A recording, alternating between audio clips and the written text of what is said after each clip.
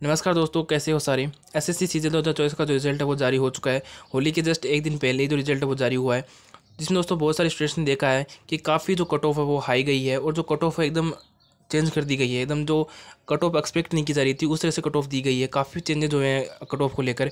और दोस्तों जिसमें कम मार्क्स थे उनका सिलेक्शन हो रहा है और जिनका ज़्यादा मार्क्स थे उनका सिलेक्शन नहीं हो पा रहा है। आखिर ऐसा किस रीज़न की वजह से हुआ है, ऐसा क्या किया है एसएससी ने, किस वजह से ये सब हो रहा है, इसके बारे में हम जानेंगे। दोस्तों आप यहाँ पे देख सकते हो, ऐसे मैसेज आपने बहुत सारे मैसेज देखे होंगे जिसमें कईयों की 317 मार्क्स हैं फिर भी उनका सिलेक्शन हो गया है, और जिसके सेम सीट में 325 नंबर बन रहे हैं रो स्कोर, उनका भी सिलेक्शन नहीं हो पाया है। तो आखिर ऐसा दोस्तों किस रीज़न की वजह से हुआ है। ऐसे मैं आपको बहुत सारे मैसेज दिखा सकता हूँ। जैसे यहाँ पे देख सकते हो आप, एक यहाँ पे देख सकते हो कि 322 नंबर है फिर भी उनका सिलेक्शन नहीं हुआ है।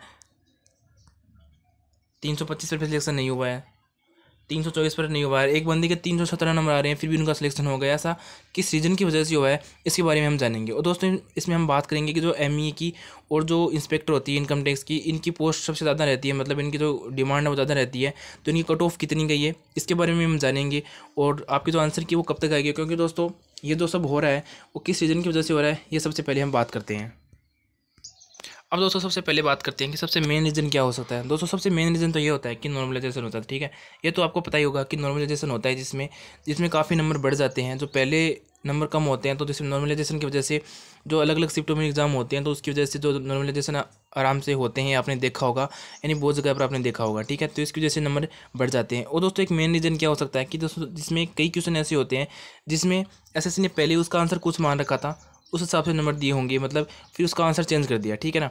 अब जैसे मान लो कि 3 क्वेश्चन है तो 3 क्वेश्चन के आंसर उसने चेंज कर दिए। ठीक है, तो सीधा 12 नंबर का हो गया। ठीक है ना, हो गया। तो दोस्तों इस तरह से एसएससी है वो बार बार चेंजेस करती रहती है, जो पेपर सही से नहीं बनाती है। मतलब एक तरह से क्वेश्चन को चेंज कर देती है, पहले आंसर कुछ होता है पहले आंसर कुछ दे देती है। तो दोस्तों इस तरह से एसएससी करती रहती है। अब दोस्तों एक एग्जाम्पल के रूप में मैं आपको बताता हूँ। जैसे दोस्तों मान लीजिए कि आप दो स्टूडेंट्स हैं जिसके 330 नंबर आ रहे हैं। ठीक है, एक दूसरा स्टूडेंट है उसके भी 330 नंबर आ रहे हैं दोस्तों, जिसमें नॉर्मलाइजेशन होगा। ठीक है, तो मान लेते हैं कि इसके 5 या 6 नंबर बढ़े। ठीक है, और इसके मान लो कि 10 नंबर बढ़ गए नॉर्मलाइजेशन में। ठीक है, तो इसकी कितनी हो गई, 340 मान सकते हो। ठीक है ना।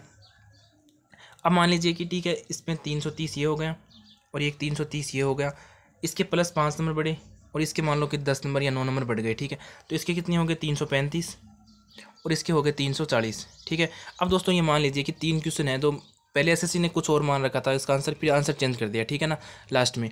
तो दोस्तों इसके मान लो कि 12-13 नंबर बढ़ गए। ठीक है, 12 नंबर बढ़ गए और इसके कितने बढ़ गए,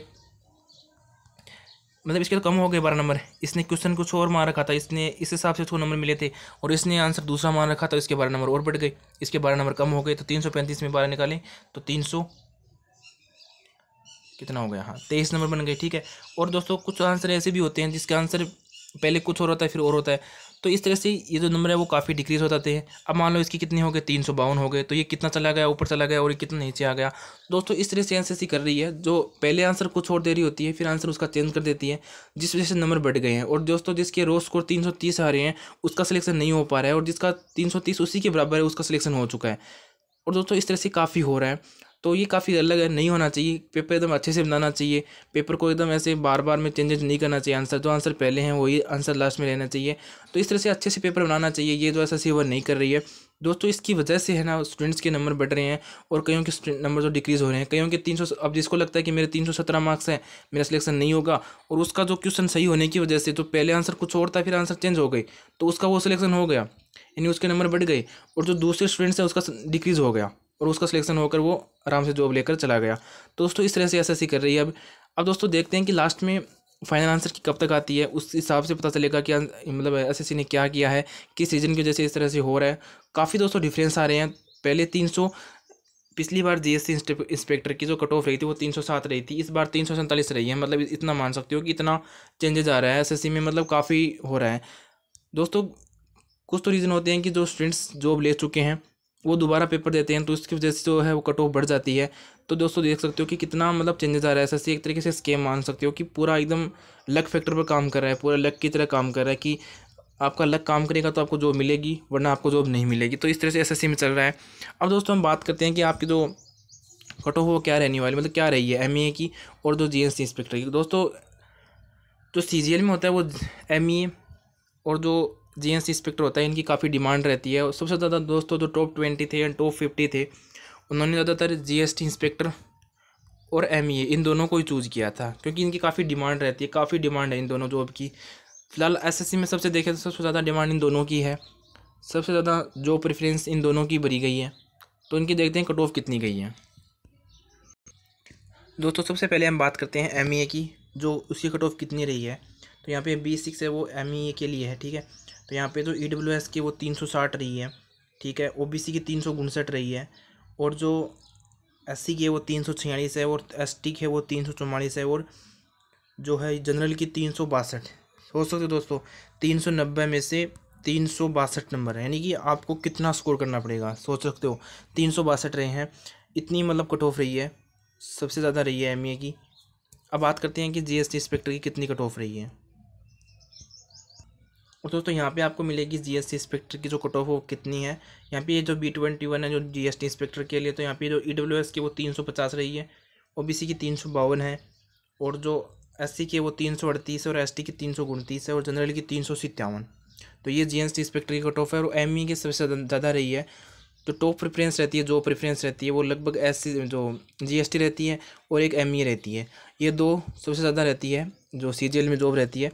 तो दोस्तों ये थी आपकी कट ऑफ, और मैंने आपको बताया कि आपका जो कट ऑफ है वो किस तरह से आगे पीछे हुई है, कितना फेरबदल हुआ है।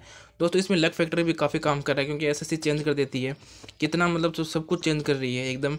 तो जिसको लगता है कि मेरे 350 नंबर है, तो वो भी उसका सिलेक्शन नहीं हो पा रहा है, उसका भी नंबर डिक्रीज़ हो रहा है। कितने नंबर डिक्रीज़ हो रहे हैं थोड़े से, अगर आपने 4-5 क्वेश्चन भी गलत कर दिए और उसमें आंसर चेंज हो गए, तो आप जो प्रेफरेंस से चले गई, मतलब आपका जॉब नहीं लगने वाली है। और जिसने 4-5 क्वेश्चन गलत भी कर दिया था और वो उसका आंसर सही हो गया, तो मतलब उसका सिलेक्शन हो गया है। इस तरह से एसएससी में हो रहा है, लक फैक्टर काफ़ी काम कर रहा है। जिसके लक अच्छे थे उनको जॉब सिलेक्शन मिल गया है, उनको जो होली के अवसर पर काफ़ी अच्छा एक तोहफा मिल गया, और जिनका लक फैक्टर काम नहीं कर रहा था वो जॉब से बाहर हो गए। दोस्तों लक फैक्टर काफ़ी काम करता है, और जो पहले पेपर दे चुके हैं, जिन्होंने जॉब ले चुके हैं, वो कट ऑफ हाई बढ़ाते जा रहे हैं, सब कुछ लक फैक्टर चल रहा है दोस्तों। और ये आपकी कट ऑफ के बारे में था, सब कुछ मैंने आपको दोस्तों में बता दिया है। आपके लिए जो भी अपडेट रहती है आगे, जो जैसे आपके आंसर की आएगी तो मैं आपको बता दूंगा। चैनल को दोस्तों सब्सक्राइब जरूर कर लो, आंसर की जैसे आएगी आपको बता दिया जाएगा इस चैनल पर। तो चैनल को सब्सक्राइब कर लो और वीडियो को भी लाइक कर देना। अगर कोई जानकारी आपको प्राप्त करनी है तो कमेंट सेक्शन में जरूर बता दे देना, मैं आपको बता दूंगा।